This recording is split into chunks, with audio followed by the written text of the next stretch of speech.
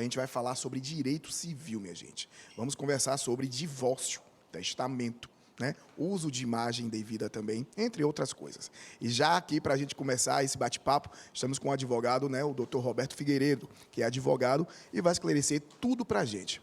Vamos tomar, doutor Roberto, primeiro, bem-vindo, né? Aqui é o nosso programa Universo, seja bem-vindo.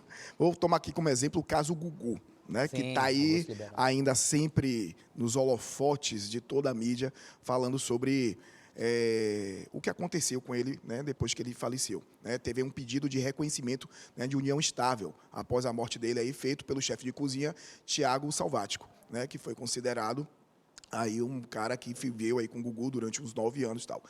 Como é que é possível comprovar isso, né? Depois da morte de Gugu, principalmente? A gente tem várias perguntas aqui para fazer com relação a esse caso, mas eu quero que você aí, telespectador, fique disponível também para mandar perguntas para a nossa produção. O telefone está disponível aí. E vocês podem também interagir, porque eu sei que é um assunto que interessa a todos nós. Primeiro, né, com relação a isso, a comprovação, né, dessa união estável. Gugu, que tinha, né, já feito o testamento em relação aos filhos, tinha já colocado também toda a herança disponível para os 3 filhos, mas não tinha colocado a mulher dele, que, na verdade, era só mãe, né, dos filhos.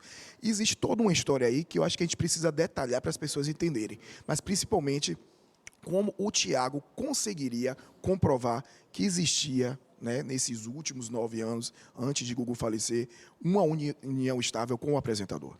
Tá. Em primeiro lugar, muito obrigado pelo convite. Quero dar um abraço ao telespectador do Universo, parabenizar pelo programa, dizer que o cheirinho aqui da nossa chefe está maravilhoso. Olha, Vai ficar melhor, viu? O entrevistado tem participação depois. Lógico, o convidado ilustre aqui, é o nosso entrevistado. Então já fiquei mais feliz e já quero voltar. Fique tranquilo, a casa é sua. Mas sobre o caso Gugu, a gente pode trazer aí um registro muito importante a respeito da importância de um planejamento melhor, sucessório e da vida das pessoas. Nós temos uma cultura muito da informalidade, o brasileiro é muito informal. E às vezes as pessoas vivem e não sabem nem se estão namorando ou se estão em união estável, não fazem um contrato de convivência para deixar isso registrado, ou até mesmo um contrato de namoro para afastar a possibilidade da união estável. E o problema surge depois. Pegando o exemplo da nossa gourmet aqui, ela planejou tudo que ela vinha fazer aqui. Então, ela escolheu os ingredientes, ela pensou no prato que ela ia fazer, ela pesou as medidas e evidentemente, quando ela for executar a comida, vai ser muito mais fácil, porque houve um planejamento.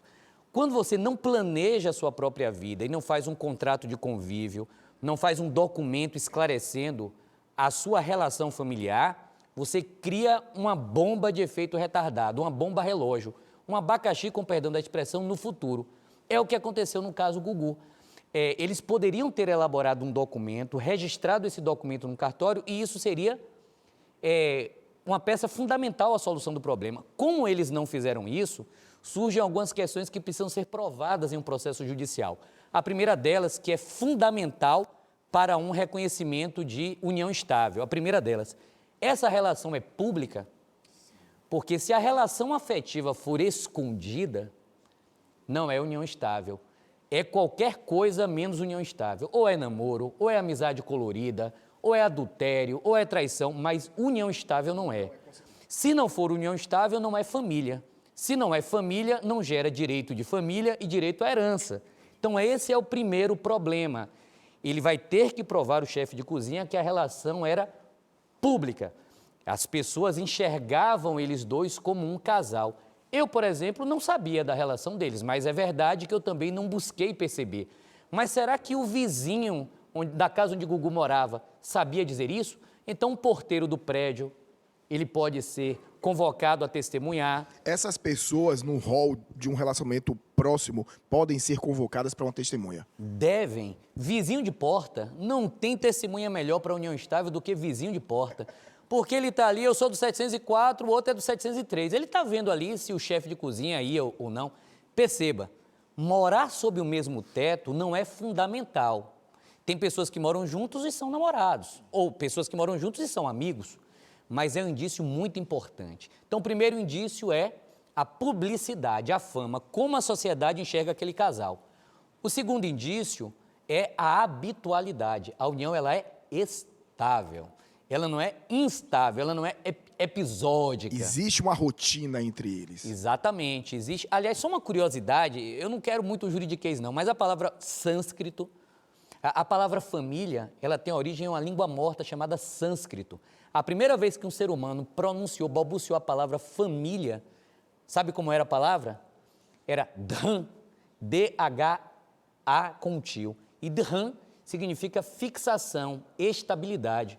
Família é um lugar de estabilidade. A união tem que ser estável. Agora, não precisa ter um prazo de 5 anos, 2 anos, 3 anos. Eu posso ter uma união estável que se iniciou em 1 mês. Eu posso ter uma união estável em 5 anos. Como eu posso ter também um namoro em 10 anos e um namoro longevo? O juiz, no caso concreto, ele vai avaliar o seguinte: houve publicidade, então é um indício importante. Moravam juntos, pode ajudar. Tinha habitualidade. E, finalmente, tinha ânimos de constituir família ou não tinha desejo de constituir família? Aquilo era um projeto afetivo de futuro, era uma sociedade entre eles se reconheciam e desejavam, porque às vezes você se apresenta à sua família e diz, olha, aqui é meu namorado, aqui é minha namorada, mas é um namoro colorido, não tem desejo de constituir família. Então esses são os 3 elementos. Se o chefe de cozinha provar, voilá, o testamento muda, virada de jogo. A mesma coisa está acontecendo agora, telespectador, no caso Gal Costa. A Gal Costa fez um testamento para o seu filho Guilherme, se a memória não me falha, que atingiu a maioridade recentemente, e a senhora Vilma, que se diz ter convivido com a cantora Gal Costa há mais de 1 década, ela entrou em juízo agora e disse, olha, eu sou companheira, ela vai ter que provar a mesma coisa, porque tanto ela quanto lá o chefe de cozinha não fizeram esse planejamento. E aí, se a nossa chefe aqui não faz o planejamento, talvez a comida não saia tão legal. Nós temos perguntas, né, dos nossos populares, dos nossos telespectadores, e a gente queria começar já com uma. Pode soltar aí, produção, por favor. Em caso do falecimento dos pais, como é feito o inventário? Legal, excelente pergunta. Você pode fazer o mesmo inventário para os 2. É uma possibilidade que o direito confere. Se esse inventário for amistoso e todos forem capazes, a notícia é maravilhosa. Você faz por escritura pública em tabelionato de notas e documentos. Você vai no tabelionato, apresenta a certidão de óbito com a lista dos herdeiros, o patrimônio é lavrado em escritura pública, você paga lá os tributos, você resolve isso em 1 mês. Esse documento serve para você ir ao Detran, regularizar a propriedade, você ir no registro de imóveis e regularizar a propriedade do imóvel, e no Detran, regularizar a propriedade do automóvel, e no banco, sacar o dinheiro. Agora eu vou lhe dar uma notícia ruim. Se tiver litígio, de acordo com estatísticas do CNJ, um processo de inventário litigioso dura 8 anos em média no Brasil. Então se prepare para uma travessia de 8 anos. Tenha paciência, resiliência e persistência. A gente busca o consenso, né? Justamente para evitar esse tipo de demora. Bora explicar até para quem está nos acompanhando o que seria esse termo litigioso, certo? Porque assusta para algumas pessoas. Para quem já passou por isso, sabe muito bem do que nós estamos falando, mas queremos deixar isso tudo claro para todo o nosso telespectador. Litígio é quando uma pessoa não concorda com a outra. Então, eu pretendo, por exemplo, que a herança seja dividida metade-metade. E você, que é meu irmão, por exemplo, não concorda com isso. Então, aqui a gente tem um litígio. Pretensão resistida, alguém resistindo. Quem resolve o litígio no Brasil é o juiz. Então, isso tem que ser levado para o juiz e dizer, olha, juiz, eu penso assim, ele pensa assado. As minhas provas são essas, as provas dele são aquelas. Decida aí. Aí é o famoso tiro, porrada e bomba. Como o doutor Roberto falou aqui, isso vai se arrastando até por 8 anos, diga aí, é desgastante. Quando isso acontece, é muito desgastante. Agora, quando herda dívidas, como é que fica, doutor, em relação aos filhos que herdam dívidas dos pais? Você herda o bom e o ruim, o bônus e o ônus, o ativo e o passivo. Então, não tem essa de dizer, eu só quero a coisa boa e a coisa ruim eu não quero, não. As dívidas não morrem com... As dívidas se transferem para os herdeiros na proporção do que é um dos herdeiros. Então, vamos supor que o defunto devia 10 mil reais e deixou 2 filhos em um apartamento. Tudo bem, os 2 filhos vão ter 50% do apartamento e vão ter 50% da dívida dos 10 mil. Vão ter que pagar ali, um vai pagar 5 mil, o outro vai pagar 5 mil. E às vezes acontece um detalhe que a maioria da população não sabe. Às vezes o finado deixa só problema. Não é verdade? Às vezes ele só deixa dívida. Ele não deixa ativo. Às vezes ele morre e só deixa passivo. Telespectador, há uma notícia importante para você. Nesse caso, você pode renunciar à herança. Você pode dizer, eu não sou obrigado a aceitar a herança. Eu não quero. Eu lavro uma escritura pública e renuncio, abro mão. E aí o credor não pode vir atrás de você. Ninguém é obrigado a aceitar a herança no Brasil. Você pode abrir mão. Mas isso, abrir mão pós a morte ou antes, se você já tiver sabido da situação? Só depois da morte. É proibido no Brasil qualquer tipo de contrato que tenha como objeto a herança. Sabe como é o nome desse contrato? Pacta Corvina, que são os corvos sobrevoando ali os contratantes esperando a morte deles. Então não é possível, há um artigo específico na legislação que proíbe, então esse contrato seria nulo. Até porque a vida é dinâmica, então eu posso ter uma dívida hoje, daqui a 10 anos eu não posso ter, então não dá para você. É muito dinâmico. A herança só existe depois da morte, antes da morte não tem herança. Temos a segunda pergunta dos nossos telespectadores, bora conferir. Como é que eu faço para fazer meu testamento? Fazer testamento. Ó, é engraçada essa pergunta, eu acho muito boa e conveniente pelo seguinte, quando a gente fala sobre testamento, automaticamente muitas pessoas que estão nos acompanhando aqui acham que só faz testamento quem é rico, quem é milionário, né? E o doutor está aqui justamente para esclarecer isso. E como é o processo, passo a passo, para você deixar já em vida um testamento. O testamento é um instrumento muito fácil de ser feito e a pessoa que não tem condições, ela pode procurar um defensor público para fazer ou até um tabelionato. Porque é bom você ter um advogado apenas para ele lhe orientar, porque se o testamento é mal feito, o problema que você queria resolver talvez não seja resolvido. Está aí a Gal Costa e o Gugu que não nos deixam mentir. Mas você pode fazer por escritura pública, você vai ao cartório, lavra ele em escritura pública. Você pode fazer um testamento secreto, que também é chamado de cerrado ou místico, porque ele conta um segredo. A exemplo de um filho. Outro dia um cliente disse, não, porque eu tenho um filho sem nota fiscal. Eu disse, isso é jeito de chamar o filho, rapaz?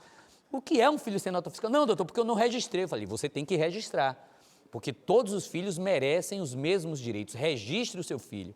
Ah, mas se eu disser isso agora, vai ser um problema na minha família. Faça um testamento secreto e deixe que esse problema apareça depois. E existe, finalmente, o testamento particular, que você faz em qualquer lugar, pode ser feito aqui. É um documento escrito, assinado por 3 testemunhas. Então, o testamento é muito mais fácil do que as pessoas acham e ele pode ser uma solução muito importante. O testamento não serve só para questões de dinheiro. O testamento serve também para questões religiosas, para como você quer que o seu enterro aconteça, se você quer que tenha missa, que não tenha missa, que todo mundo vá de branco, que ninguém vá de branco. Se você quer perdoar alguém, se você der aí um Google e escrever Testamento de Padre Cícero, você vai encontrar o testamento do Padre Cícero e ali ele só faz menções religiosas, não tem um caráter econômico. Então o testamento ele não é só para dinheiro, ele também é para reconhecer filho, perdoar outras pessoas.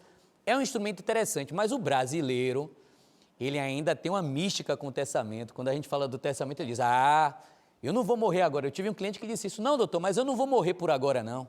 24 horas depois... E aí eu disse, olha, viu? Eu espero que não, eu desejo que não, mas a gente não sabe o dia de amanhã. E quando você planeja... Uma pessoa precavida, com certeza, né, não vai deixar nenhuma confusão. E aí faz mais do que o testamento, faz uma coisa que é muito melhor e maior, que é o chamado planejamento sucessório. Ela planeja toda a sucessão dela. E aí ela usa várias ferramentas. O testamento é uma delas, a doação com reserva de uso, usufruto também é outra, partilha. Aí tem várias estratégias. E olha, testamento não é um documento caro, não.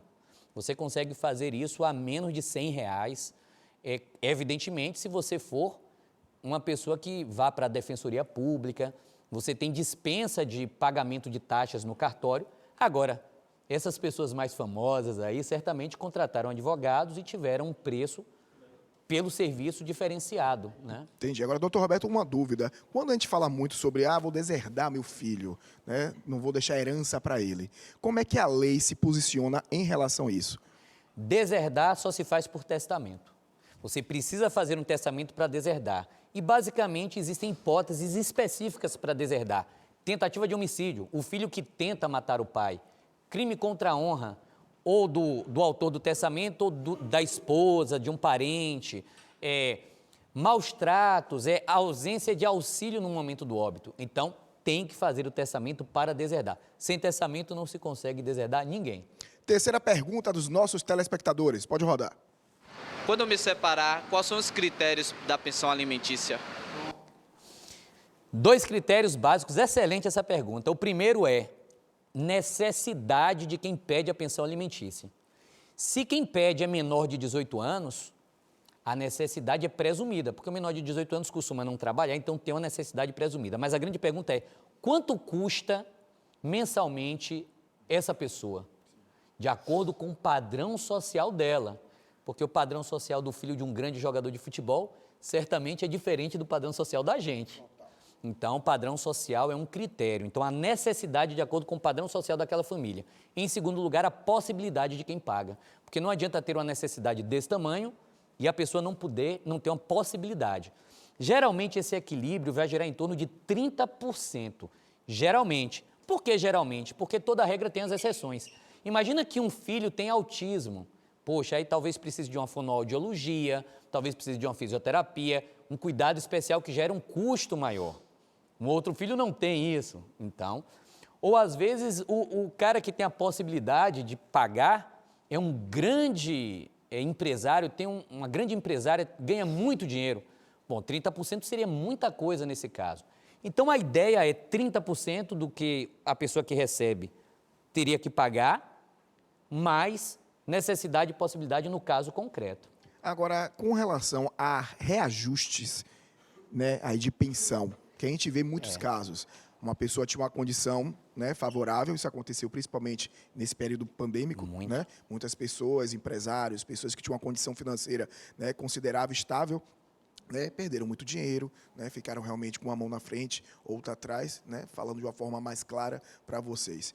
Como é chegar ao ponto de tentar fazer esse acordo e reajustar essa pensão? A decisão que estabelece a pensão alimentícia, ela pode ser alterada a qualquer momento quando esse balanço, possibilidade e necessidade, alterar no caso prático. E aí quem tiver a necessidade de pedir essa alteração vai ao judiciário ou tenta negociar a alteração dentro dessa ideia. O nome disso é ação revisional de alimentos. E aí ou ação de exoneração, eu não posso pagar mais. Agora repare, os avós podem arcar de forma complementar com aquela pensão. Se a necessidade permanece e quem está pagando não tem mais condição, é possível que os avós, ou seja, os pais de quem paga, sejam processados. E uma outra coisa importante para o telespectador também saber, principalmente para o devedor de pensão alimentícia, porque dá cadeia não pagar pensão, numa linguagem assim bem acessível, né? A maioridade, ou seja, completar 18 anos, não cancela automaticamente a pensão alimentícia. Telespectador, muito cuidado com isso. Porque às vezes o devedor de alimentos, ele para de pagar porque a criança adquiriu 18 anos de idade, ele para de pagar. Quem estabelece o dever de pagar a pensão alimentícia é o juiz. Então, somente o juiz pode cancelar a ordem que ele deu. Então, o que é que o devedor de alimentos tem que fazer? Fazer uma petição para o juiz e dizer, doutor juiz, ele adquiriu a maioridade, ele não precisa mais da pensão. Ele não está fazendo faculdade, ele não precisa mais pagar a pensão. Eu já vi casos em que a pessoa decidia pelo juiz parar de pagar a pensão, dava 5 meses, ela estava com uma bomba de pensão alimentícia atrasada e com um pedido de prisão nas costas dela. E aí ela vinha nos procurar no escritório e dizia, olha, ou você paga ou você vai preso, ou você justifica. Tem como pagar? Tenho. Então é melhor pagar para eu não ter que lhe visitar no Chilindró e levar um chocolate para você, né? Ah, minha gente, se a gente deixar, a gente leva o programa todo, porque é assunto que interessa a todos nós e com certeza para você aí que está nos acompanhando. Doutor, seguinte, eu queria... Ficou muito em evidência, eu nem vi se você chegou a conversar, eu vi que vocês estavam conversando aqui, em relação à herança, em relação a testamento. Sobre esse caso, por exemplo, da cantora Simária, né, que se separou do marido e está cobrando na justiça uma pensão de R$ 34 mil a ele. Nesse caso, como é que funciona? Porque, como você bem falou aqui, né, existe muito patamar, o padrão de vida que as crianças vivem. Né? Mas no caso dele, né, a detentora da maior parte do dinheiro é ela, né? Ela quem tem dinheiro, ele inclusive voltou para o país dele, alega estar passando por necessidade, e ainda assim é fato que os filhos têm um padrão de vida elevadíssimo, mas como é que funciona nesse caso? Porque ele saiu, ela já tinha muito dinheiro, as crianças continuam no padrão de vida e ele tem que pagar essa pensão? Essa R$ 34 mil? Essa questão não é tão difícil quanto parece, apesar de ser uma questão grave. Mas se o devedor de alimentos ele justifica e abre as contas dele para o Poder Judiciário, ele demonstra que efetivamente os saldos bancários, os extratos, ele está desempregado, ele não faz aquele dinheiro que se imagina que ele fizesse, essa justificativa ela tende a ser aceita pelo Poder Judiciário. Então, o que acontece na prática? O juiz, em um primeiro momento, ele dá uma liminar e, em um segundo momento, ele intima a pessoa para que a pessoa tenha ciência da ordem que ele deu e se justifique. E aí a pessoa tem 3 caminhos na prática. Ou ela aceita e paga, ou ela não fala nada, o que é perigosíssimo, porque isso pode gerar uma prisão, ou ela justifica ao juiz as razões pelas quais ela não pode pagar. E o juiz de família é um juiz experiente, ele é capaz de perceber se aquela explicação é justificável ou não é justificável. O juiz ele tem acesso à conta bancária, à declaração de imposto de renda, a patrimônio. Se o juiz verifica que o patrimônio é compatível com o valor da pensão, ele mantém o valor da pensão. E se a pessoa não pagar em 3 dias, é presa. Mas se o juiz verificar que efetivamente aquele valor, o devedor não tem condição, ele libera o devedor. Do outro lado da moeda, o juiz também ele vai verificar a necessidade da criança. Será que uma criança hoje custa 34 mil? Esse 34 mil, quanto é que custa a escola dessa criança? Quanto é que custa o plano de saúde dessa criança? A soma de todos os itens dessa despesa vai bater realmente 34? Então, essa análise ela pode ser feita e, se for o caso, o juiz, em um segundo momento, ele pode reduzir. Tá, como é que funciona essa questão da pensão mesmo em casais? Eu não estou nem envolvendo mais criança. Por exemplo, a pessoa casou, né? Porque antigamente, quando a gente falava em pensão, né? Quando tinha divórcio, a gente remetia logo ao homem ter que pagar a pensão à mulher. Exato. Mas o contrário também acontece. A mulher também pode ter que pagar a pensão para o homem, não? Isso tem mudado muito e mudado para melhor, na minha opinião. Quando alguém divorcia, essa pessoa discute 5 coisas no divórcio, discute 5 coisas na prática. O divórcio em si, não quer ficar mais casado, a pensão de criança, a pensão dos cônjuges, o nome de solteiro ou nome de solteira, que às vezes isso é muito ruim, porque tem que trocar tudo que é documento. E, finalmente, a convivência, a guarda, né? Você vai ficar com o pai, você vai ficar com a mãe, se a guarda é compartilhada. Quanto aos adultos, qual é a tendência de hoje? Eu não sei se você já ouviu, Alex, essa expressão alimento transitório.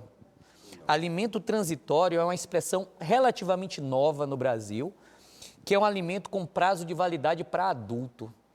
Porque, perceba, a princípio, adulto não deve receber pensão alimentícia de outro adulto, né? A princípio, cada um tem que correr atrás do seu dinheiro e tem que sobreviver. Então, o magistrado, no caso concreto, ele costuma ter uma pré-indisposição para dar pensão alimentícia, seja para o homem, seja para a mulher. Se eu sou maior de 18 anos, dificilmente eu vou conseguir na justiça receber pensão alimentícia. Só em casos excepcionais. Imagine que uma pessoa foi casada há 50 anos e nunca trabalhou. Se divorcia, vai ser mais difícil essa pessoa se restabelecer no mercado. Então, aí, tem um caso que é público e é muito interessante, eu acho que vai ser bem ilustrativo. Você lembra daquele jogador de futebol, o Alexandre Pato? Acho que ele está no São Paulo. Claro que sim. Ele casou há tempos atrás com uma atriz. Ele é casado com a filha de Silvio Santos hoje. Mas tempos atrás ele era casado com a Stephanie Brito. Sim, claro que sim. Ela largou o emprego, foi. Abdicou da pronto. verdade. Que Era ele não queria maior de mais. idade, largou o emprego e foi morar com ele em Milan. No Milão, né? Em Milão. Certo. Ele foi jogar lá no Milan e ela foi para lá. O casamento acabou, né? Aliás, as estatísticas apontam que nos primeiros 10 anos, 50% dos casamentos acabam no Brasil. Sim, é mesmo. Estatística do IBGE. Então, o casamento acabou. E ela ficou numa situação muito exposta, porque ela tinha largado o emprego. Ela era adulta, ela tinha condição de trabalhar, mas ela largou tudo para Estava seguir. em ascensão a carreira dela. Estava em ascensão na carreira e teve... Interrompeu. Esse é um caso bem emblemático, bem ilustrativo para quem está ouvindo a gente agora sobre alimento transitório. O que a juíza da causa fez? Ela fixou um valor por um pedaço de tempo, 2 anos, e disse, olha, você tem 2 anos para correr atrás. Retomar sua carreira. E enquanto isso, o Alexandre Pato vai, para deixar de ser Pato, vai ter que lhe pagar aí esse valor por 2 anos. E foi o que aconteceu. Atingidos 2 anos, esse alimento ele foi encerrado automaticamente. É muito difícil hoje, na prática brasileira, alimento para casal. Muito difícil. Entendi. Doutor, a gente está aqui com algumas perguntas, né, das pessoas que mandaram aqui para a nossa produção para você responder. Por favor, pode soltar. Eu, Ed Carlos Sabótico, gostaria de saber o que é que eu devo fazer quando eu quero me divorciar e a mulher não quer. E aí, doutor? Pede uma liminar, né? Hoje em dia, aquela história de, entre aspas, eu não lhe dou mais o divórcio. Essa história não existe mais, porque o divórcio não é de ninguém, não é? Eu tenho o direito de não permanecer casado. Então, você ajuiza uma ação, hoje o nome disso é divórcio liminar. Tem até um nome mais técnico, divórcio impositivo ou potestativo. E uma outra coisa importante, os juízes têm dado essas decisões, muitas vezes até sem ouvir outra parte. Você ajuiza uma ação e diz, eu não quero mais permanecer casado. Vamos discutir o resto. Vamos discutir pensão, vamos discutir patrimônio, mas casado eu não quero mais ficar. Me dê logo uma liminar. Justamente para evitar aquele comportamento errado da outra parte, de ficar ali, criando uma dificuldade, recorrendo, e às vezes alguém fica preso no casamento por 10 anos enquanto Sem processo. poder casar de novo. E a liminar, hoje, ela resolve... Basta e te liberta. Para pensar, eu preciso que um juiz decida se eu vou continuar casado? Vamos parar para pensar? É verdade. Não é razoável. Nem muito o que pensar. Vou pedir ao juiz, por favor, me divorcie aí, porque ela não está deixando. Ah, para. Ou vice-versa, né? Porque ele não quer. Isso é algo que a gente precisa realmente evoluir. E dentro dessa evolução, e a gente vem evoluindo, porque antigamente não podia nem divorciar. Você casava e ia até o fim casado, não podia nem divorciar antigamente. Hoje a gente já tem essa possibilidade da liminar. Bacana. Tem mais perguntas aqui de telespectadores. Pode soltar. Quando a lei considera a união estável? Quando você prova 3 coisas. Fama, que é a reputação. Os romanos falavam tratactus nomum e fama. Nome, tratamento, fama. Então tem que provar que a relação não é escondida. Se eu tenho uma relação escondida, não é união estável. Então fama, que é a publicidade. Em segundo lugar, tempo de relação. E em terceiro lugar, desejo de constituir família. E essa prova pode ser feita por testemunha, por WhatsApp, prints de WhatsApp. Ela pode ser feita por movimentação bancária, por fotografia, por Instagram. O Instagram é um perigo, viu?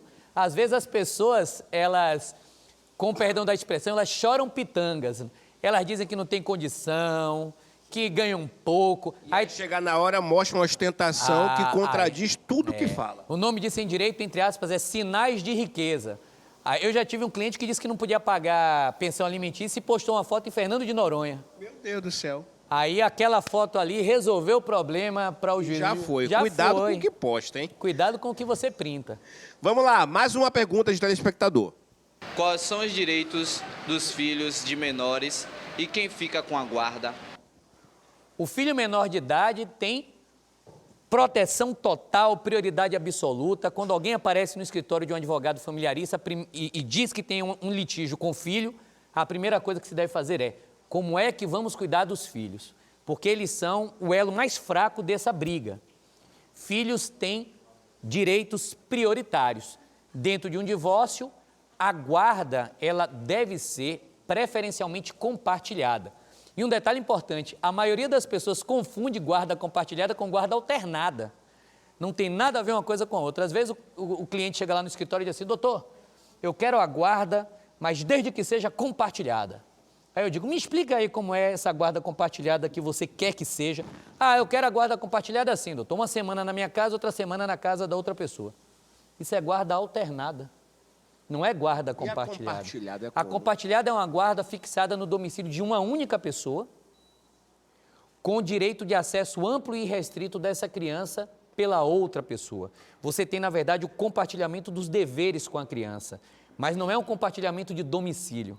A guarda alternada é a guarda do mochileiro, é a guarda do ping-pong. A criança fica uma semana com a mãe que é vegana e a outra semana com o pai que é carnívoro. Isso não é nem saudável, não? Não, confunde a cabeça da criança. Fica uma semana com o pai que toma Coca-Cola e com a mãe que acha que não é legal tomar refrigerante.